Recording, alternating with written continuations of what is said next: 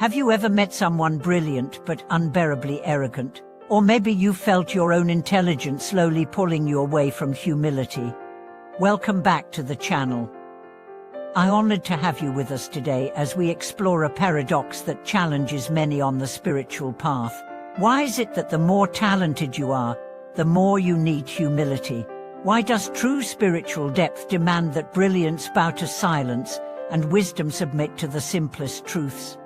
Today's video is based on the teachings of Master Guangqin, a figure known not only for his profound cultivation, but also for his relentless humility. Through his life and words, we uncover a spiritual secret that talent is a test, and only those who balance it with humility can walk the path to true liberation. In today's world, talent is praised, intelligence is rewarded, success is celebrated. But rarely are we taught that the more we rise, the more we must bow. Master Guangqin embodied this. Born with a sharp mind, capable of memorizing entire texts and debating with precision, he could have easily built a career on reputation. Instead, he chose obscurity. He chose labor. He chose silence. Why? Because he saw the trap of pride. He understood that the ego doesn't just inflate through possessions, it grows through intelligence, righteousness, and spiritual achievements. And that's where the real danger lies. He once said, "A clever man cannot see his own faults. A humble fool may be closer to the way." That line alone could transform lives.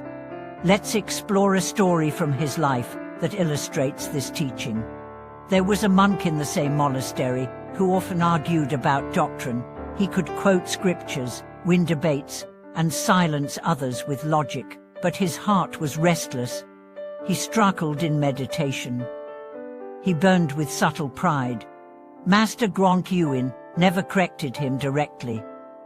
He simply invited him to join in sweeping the courtyard every morning. At first, the young monk refused. "Sweeping is for novices," he said. "I meant to study and teach." But Guangqin swept anyway. Every day, rain or shine, no complaints, no speeches. Weeks passed. Eventually, the young monk, out of curiosity or guilt, joined him. And there, in the silent brushing of leaves, something shifted. She began to understand what he had missed, the joy of humility, the discipline of simple action, the wisdom that doesn't need to prove itself. One morning, she asked Master Guangqin, "Why do you sweep so diligently?" And the master replied, "To clear the dust from my mind." That monk never returned to argument again. This is the core of Guangqin's teaching. Your brilliance means nothing if it blinds you. Your intellect is a blade, but it must be sheathed in stillness. Let's reflect on modern times. In an era of digital access, knowledge is everywhere. You can study every school of Buddhism, every sutra, every commentary. But if your mind is inflated, if your heart is closed, you only use that knowledge to dominate, not to liberate. True learning softens the ego, false learning sharpens it. You might notice this in spiritual communities. Some people always need to correct others, always need to speak last, always need to be seen as the wise one. Master Guangqin would call this poisonous knowledge. It looks like wisdom, but it's driven by pride. And pride is the one thing the Dharma cannot enter. Now let's dig deeper into the psychology of this. Why is it so hard for talented people to be humble? Because talent brings praise. Praise creates identity. Identity becomes armor. We become addicted to being the smart one, that spiritual one, that kind one. We defend that image. We build walls around it. And slowly, we stop learning. Humility, on the other hand, is openness. It's the willingness to be wrong, to be silent, to let someone else shine, to start again. Master Guangqin didn't write volumes. He didn't seek fame. But those who sat with him often reported feeling as if they were near a still mountain, firm, silent, immovable. That's real power. Let's revisit a pivotal moment. Once, a group of scholars visited Guangqin, hoping to challenge him. They asked complex philosophical questions, quoting obscure texts.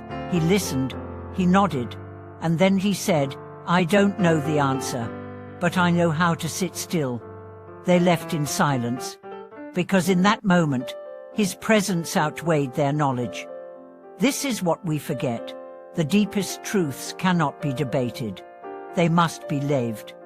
And living them begins with humility. Now let's translate this into daily life. If you're talented, ask yourself, do you need to always be right? Do you listen more than you speak? Do you serve without needing recognition? Do you allow others to teach you? If not, begin today.